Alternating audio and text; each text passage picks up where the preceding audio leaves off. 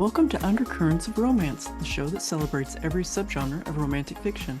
In each episode, I peel back the layers of your favorite love stories and chat with the talented authors who bring them to life. I'm your host, Tracey Devlyn. Now, let's dive in with today's guest. Hello, romantics. I'm here with New York Times bestselling author Heather Graham to talk about her new romantic fantasy, The Sword of Light. Welcome to the show, Heather. Thank you so much for having me. Oh, so happy to have you here. This is such a beautiful color. Do you cover, I should say. Do you do you just love it? They did a nice job for your cover. Yeah, I think they did too. I was trying to say kind of, oh, it is Yeah. purple. It is purple, which is like my favorite color. So anything with purple in it is gonna get high marks from me for sure. Well, it's really great seeing you again. We You had an too. opportunity to chat in June at Thriller Fest, which was really wonderful. And Yep.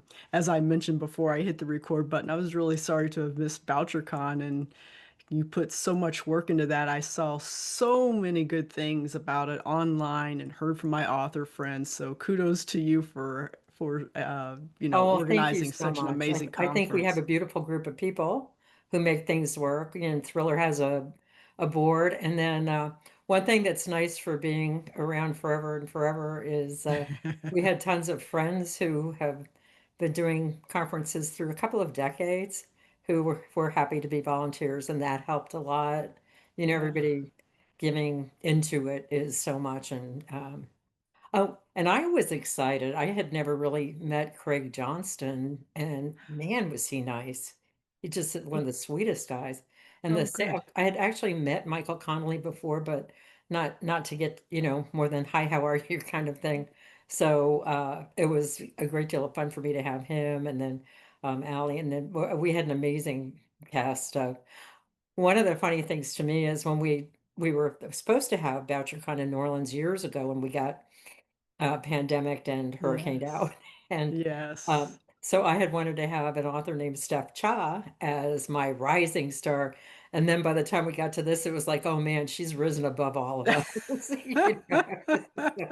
I think So, isn't she the one who does the editing for the mystery and suspense short story collection? Do I have that she right? might have. I know Yeah. that's something that she did is being filmed right now. So I'm not. Oh, I have to wow. admit, I'm Okay. not quite sure on everything right now. I just Yeah. but Yeah.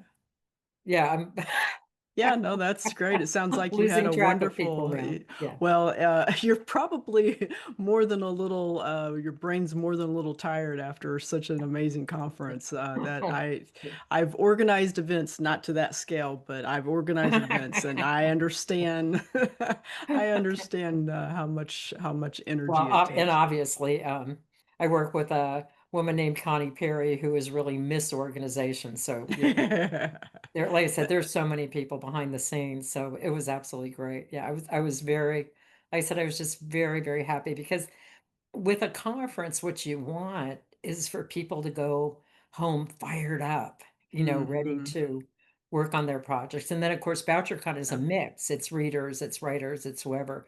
So, you hope that the readers got what they wanted, and, just that the authors feel, all pepped up and ready to go when they leave. Yeah. So I'm hopeful. And you're right about that because every conference and I cannot think of an exception, every conference that I have attended, BoucherCon, ThrillerFest, RWA, I always felt super energized at the end of it. It's like you spend 3 or 4 days with your people, right? And Yeah. these are the only people in the world who understand what it's like to be an author and all the kind of ups and downs and the wins and the losses and things like that. Yeah. Yeah, it's just and then you can learn new things about craft and Yeah. just it's just amazing. Yeah, I absolutely agree with that. And I love the fact too, like we did it at Thriller Fest too.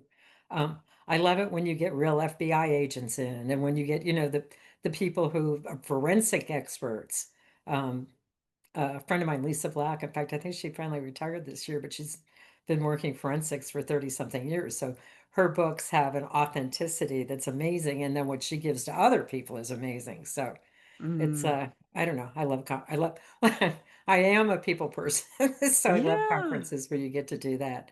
And then Yeah. a friend of mine told me one time, like, I don't understand, what do you get out of those conferences? And she was like, who else cares that my cover is awful? You know, It's if you, true. It's so true. the good, the bad, you have the friends who are there to Yeah. sympathize, so it's good. Yeah, absolutely. Well, I've always admired how at least to me on the outside, it seems like you seamlessly have a foot in the romance world and you also have one in that thriller, mystery, suspense world. And I was curious because, a lot of times you'll have people that's on your team, they'll want you to stay in your lane, until you get established, and maybe then you can kind of spread your wings and things like that, and maybe that's what you did. But do you have any tips for authors who would like to have a career in maybe different genres, whether it's romance and suspense or anything else? Do you have any thoughts on that, on Well, I what's worked for think you you? kind of sometimes you have to write what you want to write now. And there are, and I don't know which is right. There are two thoughts on it. Yeah. One is that you need to brand yourself, as one thing. And then, the other thought is that you can spread your wings. For me, I mean, for one, I started a long time ago, several decades ago. And I really didn't comprehend the genres as much because when I was a kid, I read everything. I had great parents where that went. I just had so much reading material. It was amazing. And the first things I'd actually wanted to write were historical novels. And the first thing I wound up selling was a short horror story. And Ah. then I sold contemporary romance. And then it kind of got a little prickly because there was a woman, she's retired now, but named Catherine Falk. You remember Catherine? I do read RT. Was Okay. she RT? RT hmm book review? Yeah, yes. She Okay. came down to Florida one time with her magazine, and there was an ad in the magazine that an editor named Liza Dawson was looking for historical novels with a voice similar to Heather Graham. And I was kind of like, can I try? Can I Hello. try? So then I, wound up doing the historical. I've done one that kind of like a store in New Orleans that kind of gets creepy things in it. I've done a vampire series. A lot, I guess what you'd say straight murder mysteries. I've done paranormal mysteries. And now well, but that's what I mean. You never know because during the pandemic, I saw this really, really great documentary on the Romans leaving Britain and who all actually came in. And I thought, oh my God, that's great. I've got to work with that. And then I thought I'd put Merlin's daughter in it. And so I did. Let me see, where is it? I did actually put it out, but they were like, no, no, no, we don't want to do a romantasy. I'm like, okay. So that's the romantasy that I first Ah, did. And I okay. put Shannon Drake on it and put it up on Amazon because I didn't want to cause any waves with anybody. And then I don't know, about a year and a half, 2 years later, they asked me for two straight mysteries and two romantasies. Oh, nice. That's great. Well, that's really interesting then because it sounds like you had the support of your publisher, unless of course you were publishing with different publishers for I those have different been I have been with genres most of or the major publishers sometime over the okay. years, and Okay. can't say I had anything terrible happen. I had wonderful editors. I respect them all. I must say though that they all didn't belong to one company, you know, Yes. because now when I first started out, like I think there were 40, I bought Writer's Market, and Mm. I just started sending things out. And at the time, there were 49 places you could send things Is to. that right? And then, of Wow. course, they've all Yeah. condensed. And then, of course, now that they've condensed, you have a lot of independent publishers starting out, some of them very good, respectable, Hmm. I think the whole thing depends on what your priorities are. What Hmm. do you need to happen with your writing in your life? And then again, back then, I didn't know anybody until I met Catherine Fogg. And then then we wound up with a group down here because I happened to meet somebody in line at the post office. And when we first formed our little writers group, my mother was our secretary. Oh, that's So, great. I love that. and then things just grow. They grow and grow and grow. Yeah. So, Yeah. and Well, that's now I just I belong to horror writers, mystery writers, romance writers, thriller writers, and I went to my first World Fantasy last year. So, oh. I love all of them. That's great. That's great. All right. Well, before we get into the sword of the sword of the light, The sort of like, yeah. sorry, and I'm like looking at it and I'm still saying it wrong. Sorry about that. Um, tell us, maybe just tell us a little bit more about we know a little bit about, what you've written in your writing, but maybe tell us a little bit about yourself and how did you get into this quirky business we call writing? Well, I had when I met my husband when I was 15. I got married when I was 18. He's a couple years older, but he went to Miami-Dade and he waited for me, and then we went off to the University of South Florida together. And I was a theater major there and loved it. I got to work at the Oslo State Theater. I got to work with the Gallaudet School for the Deaf. They would take us over to Disney for the Underground, and I got to play Fluffy. Nice. So when I graduated, I was actually working in dinner theater, but we weren't equity. And by the time I had three of the children, I just couldn't afford to go to work anymore. Hmm. And that's one of the things that kids always tell me, that I became a writer so that I could write my own shows and cast myself, which I've done many times. We just did dinner theater at VoucherCon, and we've done it many times in the past. But Nice. I still love it. I still go to any play I can. So, um, but because I couldn't afford to go to work anymore, it was one of those things where people, I'm sure a lot of people who become writers have heard this. Your nose is always in a book. Why don't you try writing one? So Yeah. I had again, I didn't really have a concept of genres at the time. And so I thought of a short horror story. I sent that off. I had, I had one, one of those things where typewritten pages were in a drawer and things like that. And then I sold to Dell. It was Dell Publishing at the time. And it was romance. It was a candlelight romance. And then I was at a conference and I met Leslie Wenger, who was with Harlequin. I wound up over there writing the first Mira, which was a lot of fun. And again, like I said, when Catherine came down one time, I was therefore able to meet Liza, but they were careful with names at the time. So that's when she told me I had about 30 seconds to think of a pseudonym. And two of my kids, Shane and Derek, walked into the room. So that became Shannon Drake. Shannon Drake. Yeah. Great. No, it's a great Um, historical pen name. I love it. Yeah, it's absolutely great. Yeah, for sure. Well, Well, I'm just fascinated by history. I love it. And so, um, even when I was doing the paranormal, it's like when I forget the name of the book now, but I brought back Edgar Allan Poe. oh. So the Sword of Light, it's not your first romantasy. You showed us a book for your Right. first It's one. my So this first, published by a major house. Yeah. Okay, great. All right. Yeah, I So published you're together. still new. It's a still new subgenre for you, I guess. But what can you tell us about now? Hopefully I don't mess up these characters' names. Deirdre and Kylin's Yeah. story. Do I have it Yeah. right? Okay, Yeah. good. They, well, there's a lot of, it's based a lot on history. And I think, um, when my mom immigrated from Ireland, she was still a child, but she came with her whole family. It was a very tough time in Ireland. Um, and her family were crazy and delightful. So I spent 2 tons of time learning about banshees and leprechauns and everything else. And like I said, they were very, very wonderful. But I also love history, so I read a great deal about the history, and not just obviously not just Ireland, but the British Isles. A lot of the world was actually influenced by the Viking invasions. Mm, So mm. I wanted to use Ireland, and then going back into the family things I was trying to remember, I looked up all the ancient legends. And so the Sword of Light is based on ancient Irish legends Oh, okay. All about right.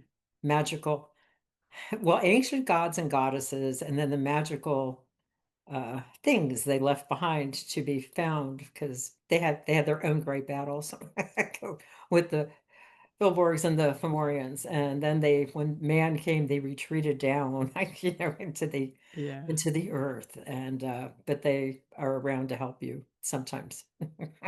Yeah. Yeah. So it's The definitely gods are very it's finicky, aren't they? Yeah. it's based on a combo of history and ancient legend. Okay. All right. And then can you tell us a little bit more about what gets us started with the story here?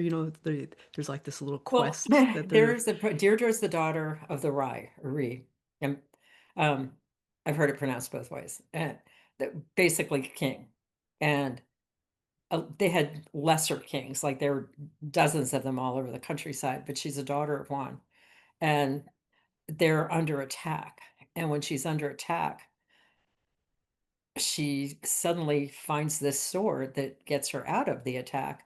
And then in the meantime, Kylin is coming in because she's kind of off with him because his family's Viking, but they were the Vikings who came to, settle in, to work with their neighbors, the whole thing. yeah.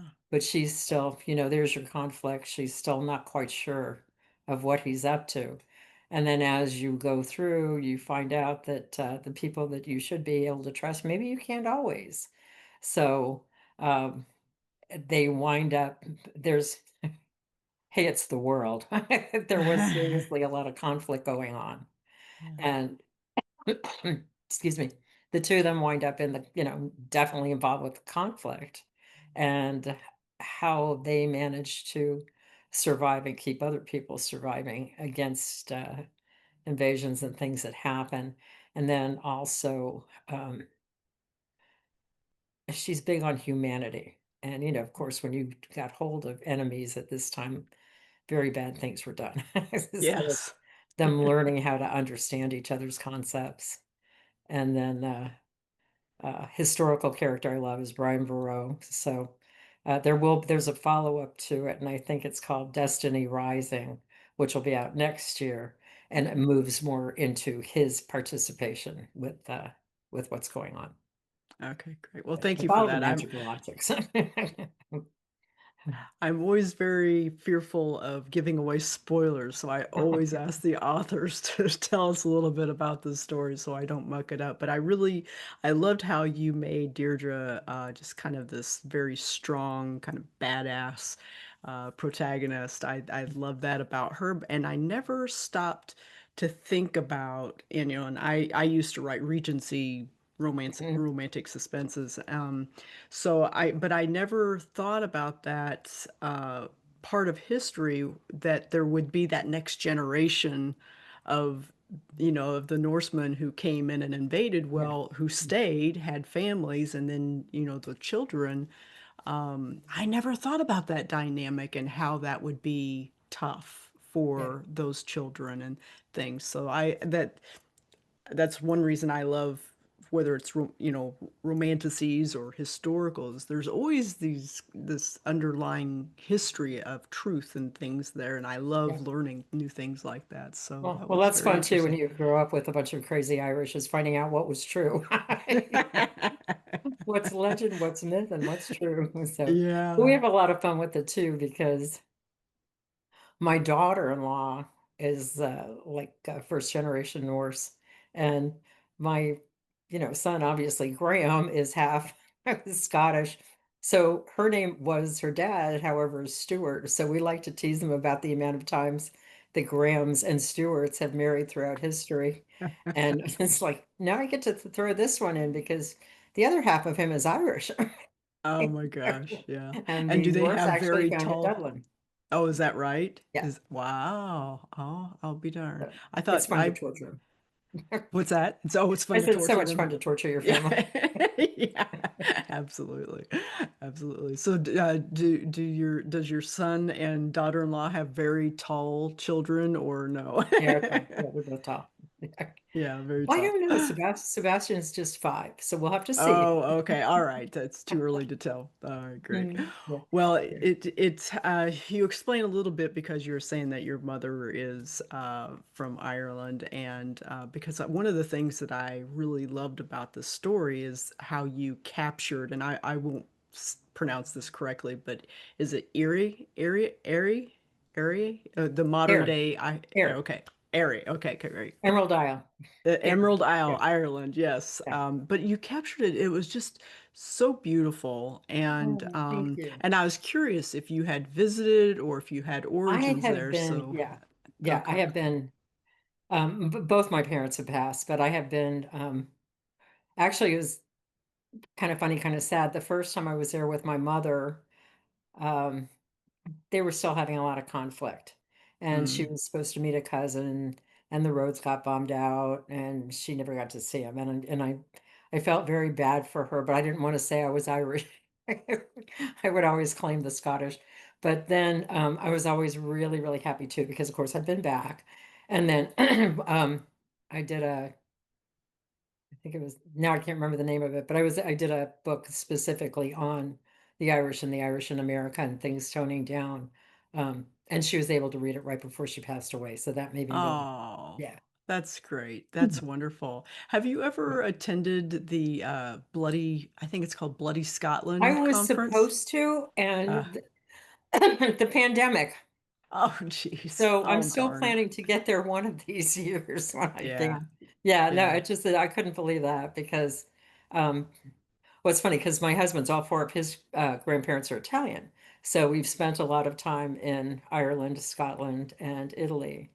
And actually, he's even been on trips where he winds up in Scotland without me. He likes he does that. But Oh, yeah, but it's nice because we both love each other's native type countries. But yeah. um, it's I Craig, who runs that, is super, and he's also married to Alex Sokoloff, a friend of mine. So, so yeah, one of these days I'm going to get there. I think he's at least has something to do with it. So Yeah. one of All these right. days, and Yeah. they live in Sterling, which is where my dad was from. Oh, is that right? Yeah, I drove through Sterling once. That was the yeah. extent I saw Sterling. So, yeah, no, that's great. Well, one of the things that I like to dive into on this show is finding the story's undercurrent with the author. It's typically that second beating heart of the story that flows beneath the lover's story or their journey, and it also tends to help propel the story forward. Can you think of what the undercurrent might be for Deirdre and Kylan's story? Well, I think very definitely for them, um, it's got to be their pasts and their way of looking at things. And um, trust has got to be a big one for them at first. And then the other thing too is that I think because of just the world she lives in, Deirdre's very passionately feels she's always got to be able to stand on her own. So sometimes it's hard for her to accept someone who's really going to have your back, and then something that you have to do in return. Hmm. And then I think something else that's really hard for her specifically, and for him on her thoughts on it, is that she definitely doesn't want an enemy to be from within, and yet it Hmm. might be. So that's Hmm. something, very, very hard for her to deal with. Yeah, And no, then that's again, her she's been trained and trained as a warrior because her father believed in it. And but she's also horrified by some of the things that happen. Like she's another character in it is someone who tends to the ill all the time. And one of the most important things that they find is the cauldron, and the cauldron can do many different things. And one thing is to create medicines that heal, or poultices, I guess I should say, that help heal. So that's very important to her. okay. No, I like that. That's great. Great. Well, we'll change course just a little bit here, and I've got a few hopefully fun questions for you. Uh, I always like to find out from the author too about tropes. Romance readers always love their tropes. They're a lot of fun, and I was curious if you can think of maybe one or two of the major tropes that readers could look forward to when reading this story. Well, I think probably, I mean, the way that I've seen them at times is enemies to lovers. more than Yes. anything else because Yeah. of the, the lack of trust. And then, of course, they become kind of not co-workers, but co-fighters. That's true. That's true. Yeah, You have to absolutely. get it together. And then you also have the world around them, adjusting the world around each of them the way that they each grew up, learning how to make everything work.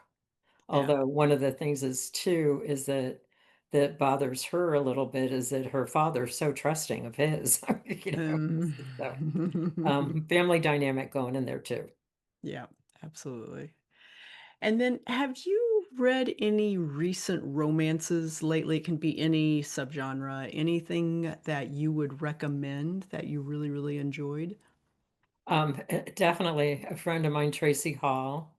Um, she does, gee, what a surprise. She does kind of a cozy that takes place in Scotland. Very, very, Okay. very charming books. I enjoy those. And Okay. I've it's funny because I read a lot of things that actually have the romance in them, but are more probably geared more mystery or Right. history. So, No, and now I'm that's great. blanking on my own titles. Ah, yeah, no, that's great about Tracy Oh, Hall. I wound Yeah. up in, I have a book out now with Diana Palmer. I think it's called A Cowboy for Christmas. And I got into all of her cowboys. So I'm Okay. reading a All lot of right. cowboy Yes. romance. Yes. Diana Palmer. I Yeah, recognize yeah, that name. yep, She's yep, a big Harlequin author, if I recall yeah. correctly. Mhm, Yeah. Yeah. yeah. Okay. Good. And she's I don't know, there's something that's just real in them, that I just love. So Yeah. I enjoy that. But I literally read just about anything. In one of those, if there's nothing else, the cereal box. Um, there's so many authors out there I love. There's Mhm. and they usually have I mean, we're human beings. We're going to enjoy relationships with other people. But a lot with things that I love Kathy Reichs. I love the things she Mm. does. And another friend of mine, Lisa Black, came from forensic science and she's great and all kinds of stuff. Yeah. Um, like I Yeah. said again, I read everything. Yeah, that's great. No, that's wonderful. Um, so you're a very prolific writer, obviously. You've written a number of books and but I'm curious if there's anything that you like to do when you finish a book. Do you celebrate somehow? Do you treat yourself with something or do you just run and start the next book? I don't have anything that's a special treat. I'm flirty and love pools. Love Yes. um uh hmm. Actually it's not so much when you finish. It's because life doesn't necessarily go with your schedule. So Yeah. I get excited these days. I have the five kids, and one lives in Las Vegas, one's outside of Chicago, one is in New York, and two are down here. So my treats are like I get them about twice a year when I get all five of them together. So Ah. and then, but I can't guarantee I'm going to be finishing a book right for something like that to happen. Alright, no worries. But I think Uh, hit the water if I can. Perfect. Well, it sounds like you're in the best place to hit the water down there in Miami, so This that's is true. great. Alright. Is there a story that you would love to write but haven't yet for That's whatever funny. Yeah, reason? I hope I'm not being repetitious because I have spoken about this before, but there's when Rob Roy came out, I wound up doing a lot of family history, and the Marquis, the Graham, kind of got clobbered, turned into the worst monster in the world in Rob Roy. He was not. He was not.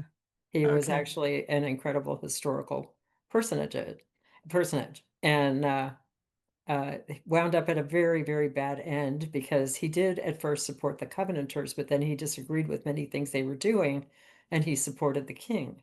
And he was supposed to be one of the best military commanders that ever lived, but he did wind up at a battle being captured and therefore Mm. executed and chopped up in little pieces. Oh, okay. But when the king did come back in and take control, he dug up all the pieces and he made him a fantastic tomb that's in St. Giles, right on the Royal Mile in Edinburgh. So Oh, nice. someday I want to do the book that, I mean, I don't want to make up things about him, but he was an amazing human being, with faults and good things, just like all of us. But Yeah. he was actually not a monster.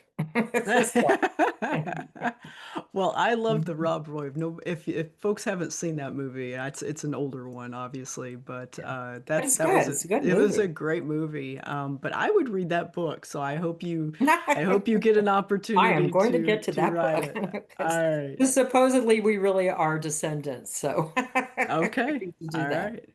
All Yeah. right. Good. Good. Good. Good. All right. Well, before we go, can you give us a hint of what's coming up next? Yeah, I believe it's called Must Love Christmas Cowboys, which is out now with Oh, Diana Diana Palmer. Palmer. Okay. And they're the Sword of Light is out today. And I also put this out there. Can't really see. This is a combination of Halloween stories that I did. Well, Oh, it's nice. actually three novellas because it's Halloween. I love Yes, Halloween. I This do is so too. I one of do my too. favorite times of year. And then I'm thinking in January, I know I have something called the Witching Hours, which we're calling a crew segue. So it's a crew of witchers with a little bit extra in it. Okay. All right. Well, gosh, yeah, lots going on for you. That's Yeah. wonderful. And then in We'll April, keep I an have eye. Cruise to Die for. Okay. That Oh, one's wow. mystery. So how many books are you publishing in a year now? Or I guess you probably have short stories in there too that you do as well. So, Well, I do short stories for anybody who wants to. If you go to the original heathergraham.com under For My Readers, there's a ton of free stories. And they're okay. also up on Kindle Unlimited and things like that. Because I do love to do short stories in the middle of Okay. things. So actually I do at the moment I'm doing two for Harper, two for Kensington. Okay. All So right. Amira, Harper Mira. Harper Mirror. Yeah. Yeah, the I'm love. I'm so lucky a human being. I love what I do, and I'm so grateful that I get to do it for a yeah. living. Yeah, well, I mean, you write wonderful stories that we Thank can you. all connect with, and you've obviously sustained a long career, so you are doing something right, Heather. You're making a lot of I readers just have to happy, keep and doing it. So thank you.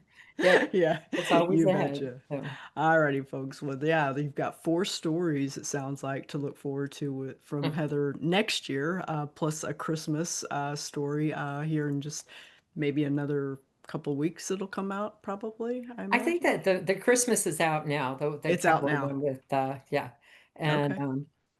there's I have one. It's funny one that I just think I just got it put into paperback too, but old book called Spirit of the Season. I had gone back to look at that, and it was one that I really cared about, and I realized, oh, I have the rights to it. So I just got that back up in different ways. But it's back from when my kids were playing baseball, and I Aw, just looked, I'm like, oh, I that's think great. they grew up. And they're having little Yeah. tykes of their own now, Mhm. so that's I love awesome. holidays. I always do something for holidays, so that's always fun too. Yeah, I bet your house is a lot of fun. You're talking about the dinner theater and things like that. It sounds like it's a family affair, so I think that Yeah, sounds like a lot yeah. of fun. All right, folks. Well, when this episode airs, The Sword of Light will be out, so be sure to order your copy today. You can check out Heather's website at Sadly, I'm theoriginalheathergraham.com. the oldest. I claim it, absolutely claim it. Yeah, we were both Uh, bored Heather Graham. So Heather, what social media platform are you most active on, would you say? probably Facebook and I'm getting into TikTok, probably the two of them Okay. most. Yeah. I never, I it's really weird. Probably, I don't know, not good. I've never done X and It just I like Facebook and TikTok because I fell in love with Facebook at first because I could see all my friends' kids, I could see people in other states, I Yeah. could see cute dog pictures. So that's yeah, that's kind of my favorite thing. Yeah, no, I don't think there's anything wrong with that whatsoever. You know, we as authors sometimes we feel like we have to do all the things and then we don't do any of it very well, right? So I think Yeah. picking one or Well, I mean, I two have and YouTube, I have TikTok, I have those, and I think it transfers over to absolutely. Instagram. But the other thing is sometimes you should be doing more social media, but it's like, oh wait, I'm actually writing. I know. So, I got my job to do first here, yeah. right?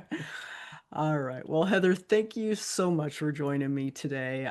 This was a true pleasure, and Oh, thank you. yeah, I hope to Yeah. see you No, again next truly year at one of the appreciate it. conferences. Yeah, Yeah. anytime, S- anytime.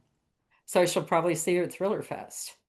I hope to be there. Yeah, Okay. it's the plan, but Yeah. I haven't signed Yeah. up for it yet. But I have signed up for BoucherCon in Calgary, so I have made a commitment to that one. So I don't know if you're going to be going up to Canada or not, but Okay. Yeah. Well, hopefully we'll yeah. get to see you somewhere. So I'm doing something new this year too called the Imaginarium. Oh, I I haven't haven't heard of done that that one. yet. But it Uh-uh. looks like lots of fun because they have art, they have movies, they have everything that, has to do with media. So I'm looking forward to that. And Okay. I'm always looking forward to all of them so that we can be puppies and see each other. Absolutely. Absolutely. Well, congratulations again on your new release, Thank and you. many thanks to everyone listening. I hope you enjoyed this week's episode of Undercurrents of Romance. You can find more information about the show at tracydevlyn.com/podcast. Undercurrents of Romance is a proud member of the Authors on the Air Global Radio Network. I'll be back soon with another great romantic read. In the meantime, enjoy the adventure, everyone.